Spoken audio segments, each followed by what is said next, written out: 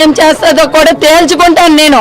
ఇలాంటి వ్యక్తుల్ని, ఇలాంటి ఇల్లీగల్ అఫైర్స్ పెట్టుకొని పిల్లల్ని రోడ్డు మీదకి లాగేసి నానా రభస్ చేసుకొని చాలా అసభ్యకరంగా తలుపులు వేసుకొని, ఆ తల్లి ఏమి తల్లి అండి? అదొక తల్ల, అదొక వ్యక్తి, అదొక మనిష, అదొక మనిష. అందరూ చెప్పు తీసుకొట్టండి అలాంటి ఆవిడికి. 80 సంవత్సరాలు ముసలావిడ ఆడవలసిన మాటలండి. ఏమనుకుంటుంది ఆవిడ? ఏదో అంటాడు వాళ్ళ నాన్నట సెక్షనల్ ఇంజనీర్ అట. గొప్పలు చెప్పుకొని నా పెళ్ళైనప్పుడు ఉండడానికి ఇల్లే లేదో కద్దెళ్ళల్లో వండుకొని పనికి మళ్ళీ మాట్లాడుకొని చెత్త మాట్లాడుకొని చెత్త అబద్ధాలు ఆడుకొని నోటికి ఏదో వస్తుంది హైలైట్ అవ్వాలని సోషల్ మీడియా ముందు వచ్చేసి ఇష్టానుసారం మాకు 1,40,00,000 రూపాయలు ఇచ్చేసాడంట, ఆస్తులు రాసేసాడంట. ఏంటి ఆ ప్రూఫ్స్ కూడా అడగండి, ఆ బ్యాంక్ స్టేట్మెంట్స్ కూడా అడగండి. ఏటో ఆస్తులు రాశాడో దయచేసి కాగితాలు కూడా తీసుకోండి.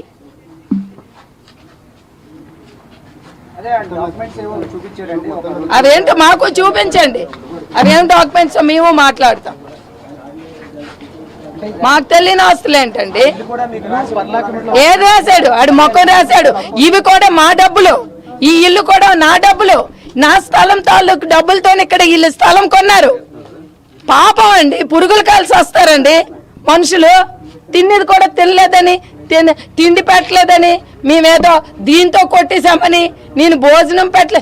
ఏం మనిషి అండి? ఇలాంటి వాళ్ళకి అలర్ట్ చావు వస్తుందండి. భగవంతుడు అలర్ట్ చావు ఇస్తాడు. నిజంగా దేవుడు అన్నాడు ఉన్నాడో లేదో నాకు తెలియదండి ఇలాంటి పాపాత్ములకే.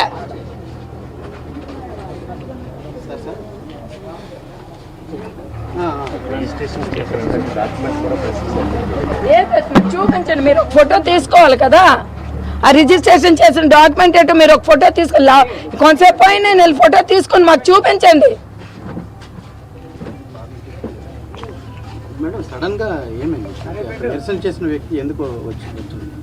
ఏంటి ఆవిడ మాటలు మీకు చెప్పాను కదా, మాకు మనం పడుకుంటామని ఎంత అసభ్యకరంగా మనిషి మాట్లాడుతుంది.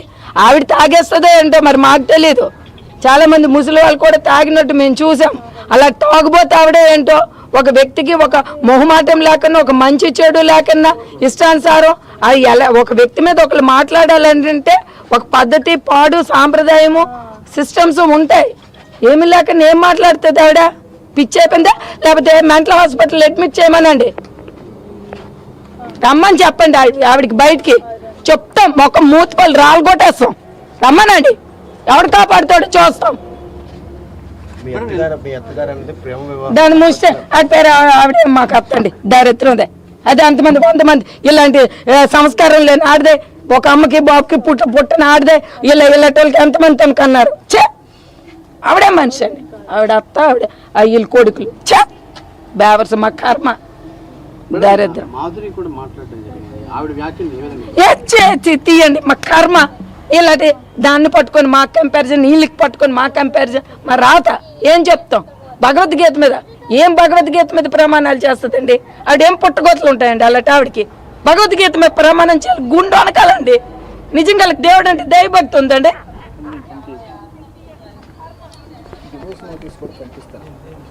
వాళ్ళు మొక్కం డైవర్స్ నోటీసులు పట్టుకొని నియోజకవర్గం దాటి వెళ్ళిపోమని చెప్పండి దమ్ముంటే.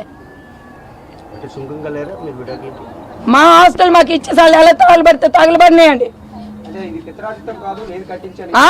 ఈడు కట్టించాడు, ఈడు తమ్ముడు కట్టించాడు, ఈ డబ్బు కట్టించాడు, ఈ బావు కట్టి అందరు డబ్బులు తీసుకొని నిన్న వచ్చామో 5.5 ఎకరాలకి 8 కోట్ల డబ్బులు. మీకు ఎన్నో డబ్బులు ఇచ్చాను. 1 ఎకరా మనం కొంత డబ్బులతో కొంటే 50 లక్షలు 20 లక్షలు 2 కోట్లు ఇచ్చేసి డబ్బులు ఇచ్చేసినట్టు అండి మాకు.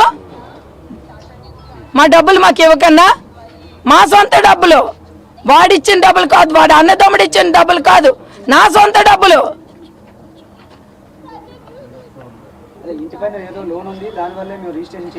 మరి ఎందుకండి గడికి ఒక మాట ఆడతాడు, ఇల్లు రిజిస్ట్రేషన్ చేస్తామంటాడు, ఒకసారి ఇంటి మీద లోన్ ఉందంటాడు, ఒకసారి ఆస్తులు పంపకాలు అయిపోయామంటాడు.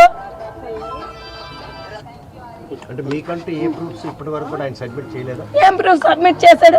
ఒక్కటి సబ్మిట్ చేశాడు. పిల్లల పేరుని రిజిస్ట్రేషన్ చేసి 40 లక్షల రూపాయలు GST కట్టాలి పర్లాకిం డెసర్ట్కి. ఇచ్చేసినట్టు అండి మాకు. GST ఉన్న రిజిస్ట్రేషన్ అయిపోద్ది కాబట్టి చెల్లిపోయింది. అది రిజిస్ట్రేషన్ కింద చూపించేస్తున్నాడు. 40 లక్షలు కట్టాలి దానికి. కొన్ని రూల్స్ రెగ్యులేషన్స్